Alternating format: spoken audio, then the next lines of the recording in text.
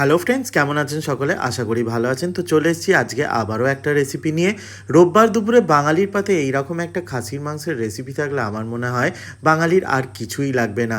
চলুন শুরু করা যাক আজকের রেসিপি। খুবই ইজি আর সিম্পল ওয়েতে আমি আজকের রেসিপিটা করছি। প্রথমেই পেঁয়াজটা কুচিয়ে নিয়েছি, রসুনটাকে থেঁতে নিয়েছি, আর এখানে আমি নিয়েছি 1 কেজি 250 গ্রাম মাটন। মাটনটা আমি কারি কাট করে নিয়েছি। এই 1 কেজি 250 গ্রাম মাটনের জন্য আমি নিয়ে নিয়েছি 400 গ্রাম পেঁয়াজ আর 3টে মিডিয়াম সাইজের রসুন নিয়েছি, যেটাকে আমি থেঁতে নিয়েছি। তো এখানে আমি মাটনটাকে ভালো করে ধুয়ে নিয়ে প্রথমেই যেটা করতে হবে, মাটনটাকে ম্যারিনেট করে নিতে হবে।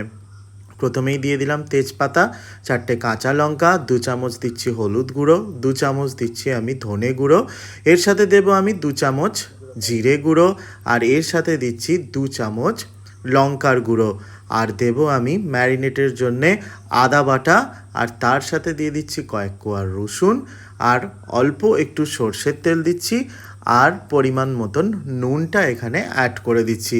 দিয়ে ভালো করে আমি মাটনটাকে ম্যারিনেট করে নেব। আপনারা চাইলে এটাকে ওভারনাইট ম্যারিনেট করেও রাখতে পারেন, আর যদি হাতে সময় না থাকে তাহলে 2 থেকে 3 ঘন্টা ম্যারিনেট করে রেখে দিতে পারেন। তো ম্যারিনেট হয়ে গেছে এখানে, এবার আমি এটাকে ঢাকা দিয়ে 2 থেকে 3 ঘন্টা রেখে দেবো। এরপর কড়াইয়ে সর্ষের তেল গরম করে দেখুন এইরকম ডুমো ডুমো করে আলু কেটে নিয়েছি, সেটাতে নুন হলুদ মাখিয়ে নিয়ে আলুগুলোকে আমি ভালো করে ভেজে নেবো। আমার আবার মাংসের এই যে আলুগুলো দেয়া হয়, এই ভাজার সময় কিন্তু আমার আবার উঠিয়ে খেয়ে নিতে খুব ভালো লাগে। মানে আলুগুলো সেদ্ধ হয় না, ক্যাঁচক্যাঁচে থাকে, তারপরেও কিন্তু এই ভাজা আলুগুলো খেতে খুব ভালো লাগে। আমার মতন যদি কেউ থাকেন এই ভাজা আলুগুলো খেতে ভালো লাগে, তাহলে অবশ্যই কমেন্ট করে জানাবেন। এরপর আমি ভাজা আলুগুলোকে তুলে নিয়ে এরপর আমি সরাসরি মাংসটাকে করে নেবো হচ্ছে কুকারে। আপনারা চাইলে কড়াইয়ে কষিয়ে নিয়ে কুকারে করতে পারেন। তো কুকারে সর্ষের তেল গরম করে নিয়ে ওর মধ্যে গোটা গরম মশলা ফোড়ন দিয়ে ফোড়নটাকে একটু নেড়ে চেড়ে দিয়ে দিলাম রসুন বাটাটা। দিয়ে রসুন বাটাটাকে একটু নেড়ে চেড়ে নিয়ে 3 ঘন্টা পর আমি ম্যারিনেট করে রাখা মাটনটাকে এর মধ্যে অ্যাড করব। প্রথমে চর্বিটাকে আমি সাইড করে দিলাম, এরপর পুরো যে মাটনটা ম্যারিনেট করে রাখা আছে সেটা সবটাই আমি এখানে অ্যাড করে দেবো। দেখুন চর্বিটা কিন্তু আমি আলাদা করে রেখে দিয়েছি। এরপর মাটনটাকে একদম হাই ফ্লেমে রেখে এই সময় কষাতে হবে। যদি এই সময় আপনারা ফ্লেম কম করেন তাহলে কিন্তু মাংসটার থেকে জল কেটে যাওয়ার সম্ভাবনা থাকবে। সেই জন্যে এটাকে আপনারা হাই ফ্লেমে রেখে 15 থেকে 20 মিনিট ভালো করে কষিয়ে নেবেন। আমি এখানে 20 মিনিট ভালো করে কষিয়ে নেওয়ার পর আমি এখানে অ্যাড করে দিচ্ছি একটা ভাজা মশলা, গোটা গরম মশলা, শুকনো লঙ্কা, মরিচ, জিরে, জায়ফল আর জায়ত্রী দিয়ে আমি একটা গুঁড়ো মশলা বানিয়ে নিয়েছি, সেটা আমি 1.5 চামচ অ্যাড করে দিলাম, আর তার সাথে 2 চামচ কাশ্মীরি লঙ্কার গুঁড়ো আমি অ্যাড করে দিলাম। দিয়ে পুরো জিনিসটাকে আমাকে ভালো করে কষাতে হবে। তার আগে আমি ম্যারিনেট করে রাখা চর্বিটাকে অ্যাড করে দিলাম। দিয়ে আবারও পুরো জিনিসটাকে আমি 10-15 মিনিট ভালো করে কষিয়ে নেব। দিয়ে তারপর ঢাকনা দিয়ে 5 মিনিট আমি রেখে দেবো। 5 মিনিট বাদ ঢাকনা খুলে আবারও পুরো জিনিসটাকে আমি 4-5 মিনিট হাই ফ্লেমে রেখে ভালো করে কষিয়ে নেব। দিয়ে আবারও আমি এটাকে 5-7 মিনিটের জন্যে ঢাকা দিয়ে দেবো।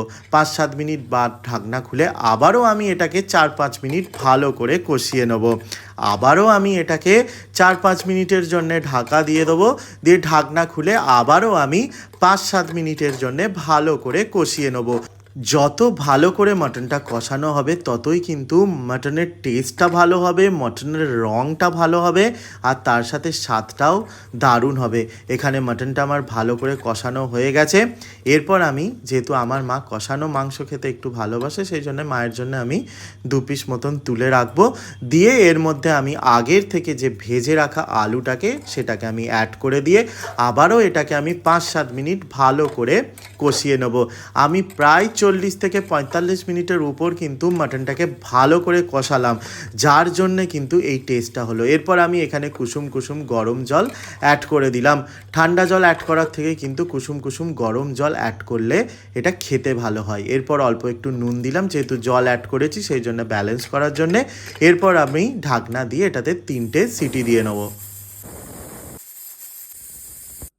3টে সিটি দিয়ে তারপর ভাপে কিছুক্ষণ রেখে দিয়ে তারপর ঢাকনা খুলে এটা গরম গরম ভাতের সাথে পরিবেশন করে দেবো। রঙটা দেখেই বুঝতে পারছেন যে কতটা টেস্টি হয়েছে।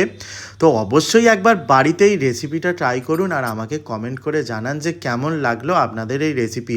যদি ভালো লেগে থাকে তাহলে অবশ্যই নিজের ফ্যামিলি বা ফ্রেন্ডদের সাথে শেয়ার করুন। মাটনটা কতটা সেদ্ধ হয়েছে দেখুন। দেখা হচ্ছে নেক্সট ভিডিওতে, ততক্ষণ পর্যন্ত সকলে সুস্থ থাকুন, ভালো থাকুন।